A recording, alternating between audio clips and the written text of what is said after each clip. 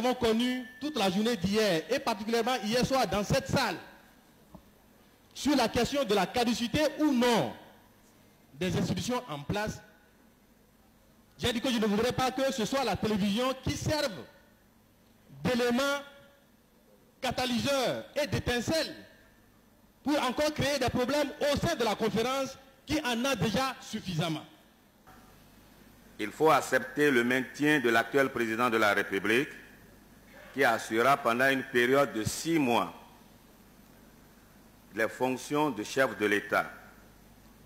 Il faut accepter la suspension de la loi fondamentale du 26 août 1977 et par voie de conséquence la dissolution de l'Assemblée nationale révolutionnaire et la démission du CED.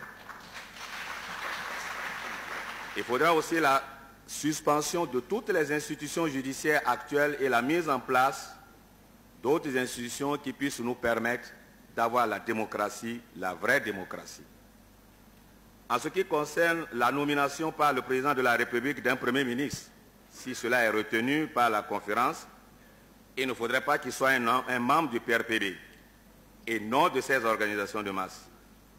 Il faut, dans la mesure du possible, qu'une liste soit dégagée par la conférence. Dans tous les cas, ce dernier doit être un vrai patriote dont les compétences, la moralité et l'autorité seront reconnues par tout le monde parce qu'il s'agit d'un redressement économique, social, politique et culturel. Ce gouvernement sera chargé d'abord de la liquidation des affaires courantes et de l'application du programme d'ajustement structurel modifié comme l'a souhaité Maître Bertin Bornand. L'élaboration de la nouvelle constitution et l'organisation du vote de cette constitution par voie référendaire avec un code électoral devant être élaboré et accepté par tous les Béninois afin d'éviter les troubles politiques que le pays a souvent connus. Si une nouvelle constitution doit être élaborée, il est tout à fait normal que nous sachions ce que nous allons mettre là-dedans. Si l'on se rappelle que c'est à la suite de cette option marxiste-léniniste que le nom du Dahomey a été remplacé par celui du Bénin, je dis que nous devons revenir, en fait, du moins, que la Constitution doit statuer pour savoir, en fait, du moins, décider s'il faut revenir sur le nom Dahomey ou maintenir le nom Bénin. Ensuite, enlever le mot populaire que certains ont déjà annoncé ici. Et puis le drapeau, c'est à la suite de cette proclamation que nous avons le drapeau vert que nous avons devant nous, avec une étoile là-dedans. Il faut faire en sorte que le choix que nous aurons à faire fasse en sorte que rien ne soit plus comme avant 1972, ni comme avant 1989. On dit, est-ce que c'est un coup d'état civil ou c'est quoi? Si c'est un coup d'état civil, toutes les décisions qui seront prises ne nous engagent pas. Nous n'avons pas dit que nous allons faire un contre-coup d'état. Nous sommes chefs de l'État.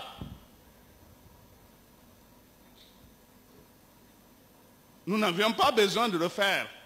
Pour qu'il y ait démocratie, pour qu'il y ait un état de droit, il ne suffit pas que des droits ou des libertés soient prévus dans les textes.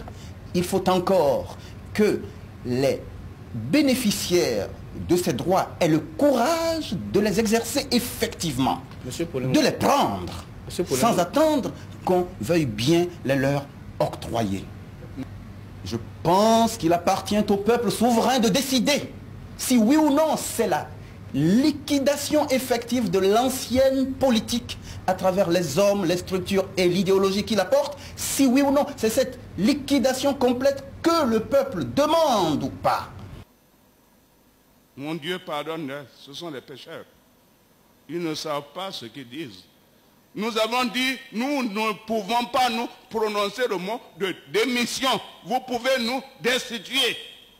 Mais nous ne pouvons pas dire que nous démissionnons parce que c'est grave. Les problèmes d'État, les problèmes de l'unité nationale, les problèmes de la paix sociale, de la cohésion nationale, ce ne sont pas des problèmes des philosophes. nous demandons donc au professeur Ntonji d'être patient et de ne pas dire nous voulons la démocratie, mais de ne pas dire pourquoi on nous fait perdre le temps. Il vaut mieux perdre le temps et trouver une solution juste à ces problèmes que de vouloir gagner le temps et perdre sa vie ou faire perdre la vie aux autres. La Banque mondiale a fait un certain nombre d'audits sur ce système bancaire qui était géré en dépit du bon sens. Le montant, je l'ai déjà dit, des créances gelées compromises se monte à 113 milliards, dont 62 milliards et demi rien que pour les entreprises publiques et parapubliques.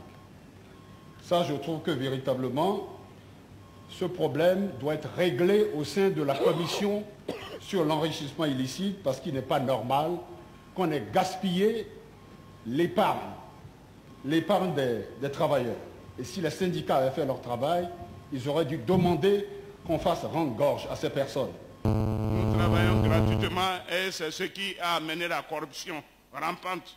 Nous disons non. C'est parce que nous savions qu'on n'avions pas de moyens. Et si nous avions créé des salaires politiques depuis 1972, le PAS les aurait déjà balayés. N'est-ce pas, Nicéphore Soglo? Il a déjà quitté sa chaise. Non, il est là. Il est là, comme le dirait l'autre. Il est là. Non, il est là.